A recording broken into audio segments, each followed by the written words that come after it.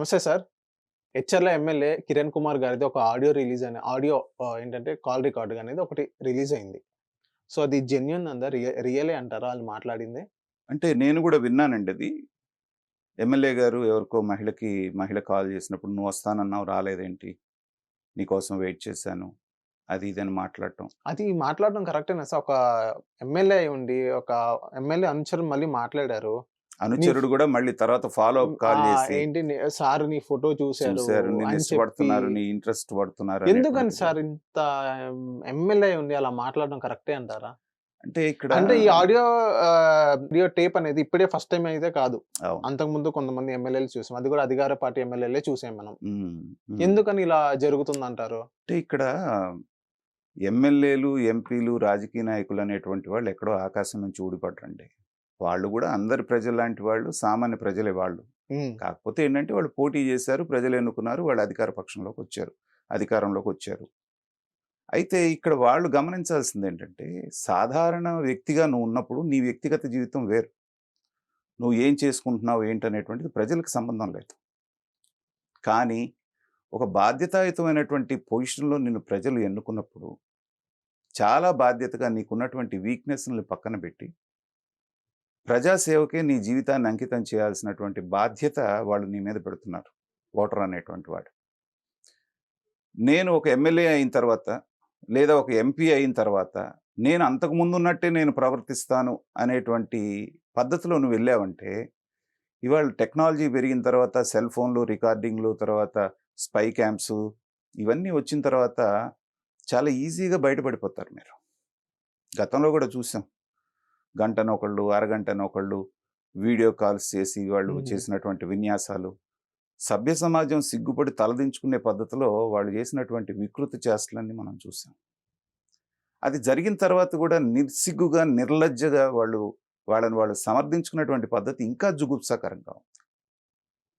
ఒక తప్పు చేసి, ఒక తప్పు జరిగితే దాన్ని హుందాగా ఒప్పుకొని క్షమాపణ చెప్పి ప్రజల్ని క్షమించమని అడగటం అనేటువంటిది తప్పు చేయనటువంటి మనిషి ఎవడు ఉండడు.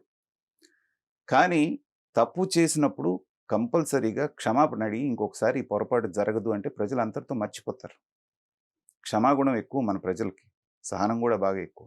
అవును. కానీ మీరెప్పుడైతే బుకాయించి దాన్ని సమర్థించుకున్నారో, ఆ వ్యక్తి పేరు తలుచుకోగానే వెంటనే ఏం గుర్తొస్తుందంటే, ఆ రోజున జరిగినటువంటి సంఘటన ఇవాళ 3, 4 ఏళ్లయినా గాని ప్రతి వాళ్ళు ఆ వ్యక్తి పేరు చెప్పగానే ఆ సంఘటన గుర్తు చేసుకుంటున్నారు.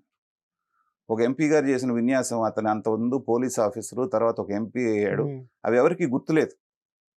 ఆ వ్యక్తి పేరు బయటికి రాగానే అతనికి గుర్తొచ్చేది అతను చేసినటువంటి వికృతమైనటువంటి చేష్టలే. కాబట్టి ఏంటంటే ఎమ్మెల్యేలుగా, ఎంపీలుగా, ప్రజాప్రతినిధులుగా మీరున్నప్పుడు ఏంటంటే, మీరు మీకున్నటువంటి వీక్‌నెస్‌లన్నీ కనీసం ఆ పదవిలో ఉన్న కాలంలో అయినా సరే ఎందుకంటే ఎవరు సాంప్రశుద్ధులుగా ఉండరు. వీక్‌నెస్ లేని మనిషి ఉండటం అంటే చాలా అరుదుగా ఉంటుంది. కానీ బాధ్యత గల పొజిషన్‌లో ఉన్నారు మీరు. ఉన్నప్పుడు కొన్ని లక్షల మంది ప్రజలకి మీరు ప్రతినిధిగా ఉన్నప్పుడు ఏంటంటే, ప్రతి క్షణం మాట్లాడే ప్రతి మాట, వేసేటువంటి ప్రతి అడుగు ఇచ్చేయాలి. తర్వాతేంటంటే, ఒకళ్ళు ఫోను జేసి ఒక ఆడ మనిషో, మగ మనిషో మీ దగ్గర సహాయానికొస్తున్నారంటే, వాళ్ళొక నిస్సహాయ స్థితిలో మీ దగ్గరికొస్తున్నారు. సాయం కోసం మీరు చేయి జాచి మీ దగ్గరికొస్తున్నారు. వచ్చినప్పుడు వాళ్ళ నిస్సహాయతను మీరు ఎక్స్‌ప్లాయిట్ చేయాలని ప్రయత్నం చేయటం అంటే, అంతకు మించినటువంటి ద్రోహం ఇంకోటి లేదు. మీ యొక్క పదవికి గూడా కళంకం తీసుకొస్తున్నారు. వ్యక్తిగా గూడా మీకు మీరు కళంకాన్ని ఆపాదించుకుంటున్నారు. ఇలాంటి సంఘటనలు మనకి బయటపడుతున్నవి ఇవి మాత్రమే. బయటపడినోడిని దొంగ అంటున్నాం. కాకుండా ఇంకా ఎన్ని జరుగుతున్నాయంటే అనేక రకాలైనటువంటివి మనం కర్ణాకర్ణిగా వింటున్నాం.